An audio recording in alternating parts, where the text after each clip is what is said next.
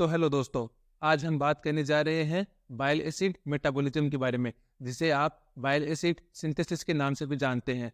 तो आज के इस वीडियो में हम आपको बाइल एसिड सिंथेसिस के बारे में पूरी जानकारी देंगे।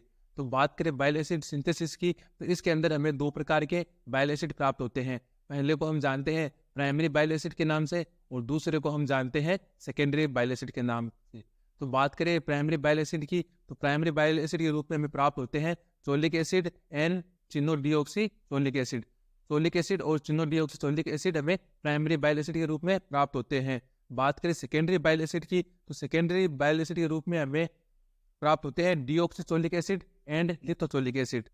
तो अब हम बात करते हैं कि बाइल एसिड सिंथेसिस की प्रोसेस क्या होती है, अर्थात ये किस प्रकार से होता है। तो बाइल एसिड सिंथेसिस की जो स्टार्टिंग पॉइंट होता है वो होता है कोलेस्ट्रॉल। कोलेस्ट्रॉल का हाइड्रोक्सिलेज एंजाइम द्वारा 7 हाइड्रोक्सी कोलेस्ट्रॉल के अंदर कन्वर्जेशन किया जाता है, अर्थात कोलेस्ट्रॉल को वो 7 हाइड्रोक्सी कोलेस्ट्रॉल के अंदर परिवर्तित कर देता है। अब 7 हाइड्रोक्सी कोलेस्ट्रॉल आगे जाके दो प्रकार के एसिड का निर्माण करता है, जिसमें पहला आता है चोलिक एसिड और दूसरा आता है चिनोडियोक्सीचोलिक एसिड। इस प्रकार से 7 हाइड्रोक्सी कोलेस्ट्रॉल से चोलिक एसिड और चिनोडियोक्सीचोलिक एसिड का निर्माण होता है। अब आगे की प्रोसेस की बात करें तो चोलिक एसिड आगे जाके क्रिया करता है ग्लाइसिन और टॉयरिन से। ये ग्लाइसिन और टॉयरिन से क्रिया करता है और दो प्रकार के एसिड का निर्माण करता है। इन एसिड को हम जानते हैं ग्लाइकोलेट एसिड के नाम से और टोरोकोलेट एसिड के नाम से। अर्थात चोलिक एसिड ग्लाइसिन और टायरिन से क्रिया करेगा और ग्लाइकोलेट एसिड और टोरोकोलेट एसिड का निर्माण करता है, और फिर ये आगे जाके कन्वर्ट होते हैं डीऑक्सीचोलिक एसिड के रूप में, और डीऑक्सीचोलिक एसिड सेकेंडरी बाइल एसिड के रूप में जाने जाते हैं। इसी प्रकार चिनोडियोक्सीचोलिक एसिड भी क्रिया करता है।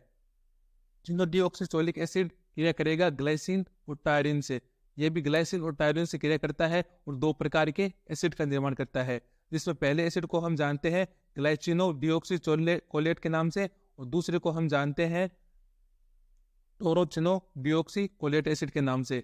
अर्थात चिनोडियोक्सीचोलिक एसिड ग्लाइसिन और टायरिन से क्रिया करता है और ग्लाइचिनोडियोक्सीकोलेट एसिड बनाता है और टोरोचिनोडियोक्सीकोलेट एसिड बनाता है, और अंत में हमें लिथोचोलिक एसिड प्राप्त होता है। यह भी एक सेकेंडरी बाइल एसिड के रूप